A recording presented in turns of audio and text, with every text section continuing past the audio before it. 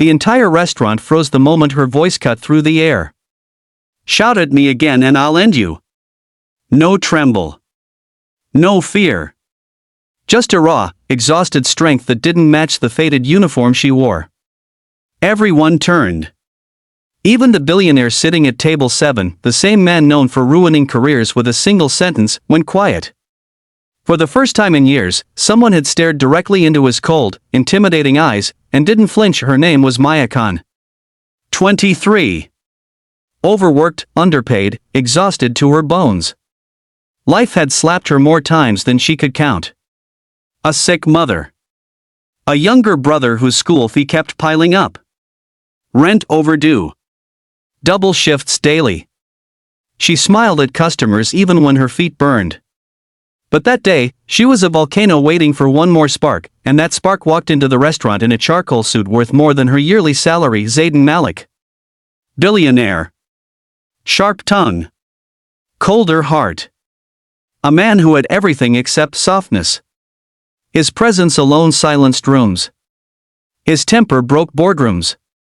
And unfortunately, today Maya had been assigned to serve him. The moment she approached, he didn't even look at her. "You're late," he snapped. She wasn't. But billionaires rarely bothered with facts. "Sir, I was just..." "Don't explain," he cut her off. "I hate excuses." She pressed her lips together. She had dealt with rude customers before, but Zaiden took arrogance to another level. When she accidentally placed the water glass a little too close to the edge, he slammed his palm on the table. "Are you blind? Can't you do anything right?" The world spun for her. The humiliation. The months of stress. The helplessness of watching her mother struggle for breath every night. Something finally cracked. She leaned forward. Looked him dead in the eyes. "Shout at me again, and I swear I'll end you." His expression shifted for the first time, shock replacing his ice-cold arrogance. The entire lounge stilled. People didn't talk to billionaires like that. Not unless they wanted to be destroyed, but Maya didn't care. She had nothing left to lose, yet instead of ruining her. Zaiden blinked. As if her words had hit a part of him he had buried long ago. He watched her walk away, spine straight, hands trembling slightly, but eyes still blazing. 4 hours after leaving, he couldn't focus, couldn't work, couldn't breathe. Her voice replayed in his mind. Not the threatening part, but the pain behind it. He had seen fear in people before. But her? She had looked at him like she was done being hurt by anyone ever again. That night, he didn't sleep. The next morning, Maya expected to be fired. Maybe sued. Maybe dragged by security. But the universe had other plans. "Maya," her manager whispered nervously, "table 7 is asking for you." Her heart dropped. She walked to the table slowly, ready for the worst.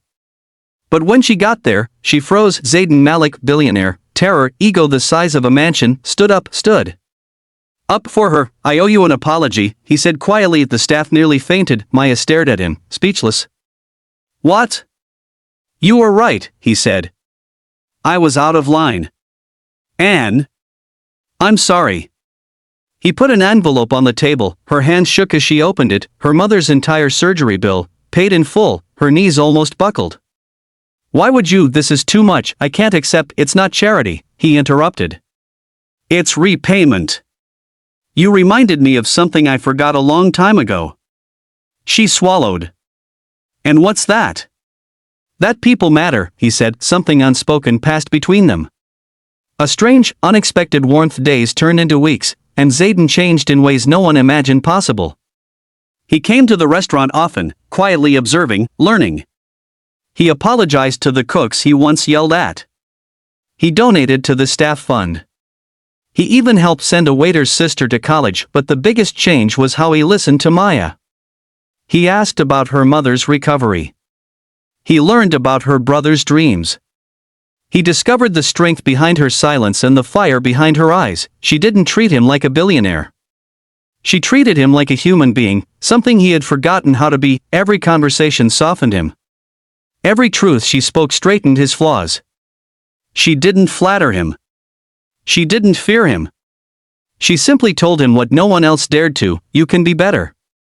And for the first time in his life, He wanted to be. One evening, after leaving the hospital where he had quietly paid for several patients' treatments, he found her standing outside the cafe, arms crossed, pretending she wasn't waiting for him. "Why are you doing all this?" she asked softly. He exhaled slowly. "Because you showed me who I was becoming. And because," he paused, she waited, "because your voice wakes something in me I thought died. I don't want to be the man I was that day." Her heart skipped. He stepped closer. Not as a billionaire. Not as someone above her. But as someone finally equal. "You saved me from myself, Maya," he said. "And I don't ever want to lose the person you helped me become." She didn't speak. She didn't need to. The look in her eyes said everything. Under the quiet glow of the streetlight, two lives that should never have crossed stood side by side, bound not by wealth or power, but by truth, pain, and unexpected healing. In the end, her warning didn't destroy him. It rebuilt him, and in rebuilding him, she found strength she never knew she had. A billionaire learned to be human, and a waitress learned she was never powerless.